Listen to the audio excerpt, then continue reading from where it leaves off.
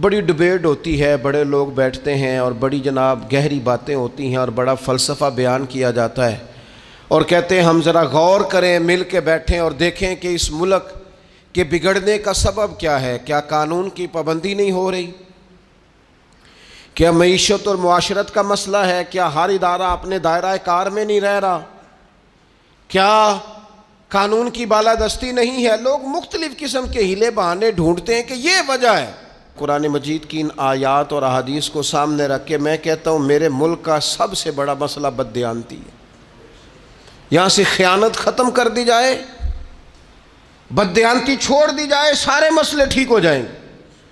خیانت نہ کی جائے، کوئی نہ خیانت کرے، نہ رب سے کرے، نہ رسول سے کرے، نہ دین سے کرے، نہ اپنے منصب سے کرے، نہ اپنی سیٹ سے کرے، نہ اپنے عہدے سے کرے، نہ اپنے لوگوں سے کرے، نہ اپنے کارکنان سے کرے، نہ اپنے ووٹر سے کرے، نہ اپنے سپورٹر سے کرے، نہ کرے بددیانتی۔ پیر اپنے مریدوں سے کبھی نہ کرے، مرید اپنے شیخ سے کبھی نہ کرے، استاد اپنے شاگردوں سے بددیانتی کبھی نہ کرے، شاگرد پڑھنے میں اور سبق کو سمجھنے میں کبھی بددیانتی نہ کریں۔ یہ بددیانتی نکال دی جائے، دیانتدار انسان ہو جائے، دیانتدار۔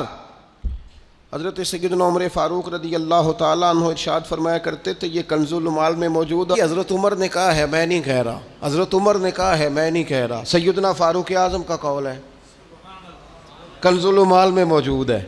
میں حوالہ دکھا سکتا ہوں پر میں نہیں کہہ رہا، پھر کہہ رہا ہوں۔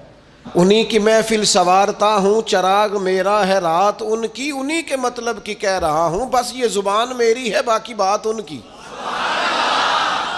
انہی کی محفل سوارتا ہوں، چراغ میرا ہے رات ان کی، انہی کے مطلب کی کہہ رہا ہوں، زبان میری ہے بات۔ حضرت عمر فاروق رضی اللہ تعالیٰ عنہ فرماتے ہیں کسی شخص کی نماز اور کسی شخص کا روزہ تمہیں دھوکے میں نہ ڈال دے۔ ہاں فرماتے ہیں کسی کا نماز روزہ تمہیں دھوکے میں نہ ڈال دے۔ فرمایا چاہے وہ روزہ رکھے، چاہے وہ نماز پڑھے، جب تک وہ امانت دار نہیں اس کا کوئی دین نہیں۔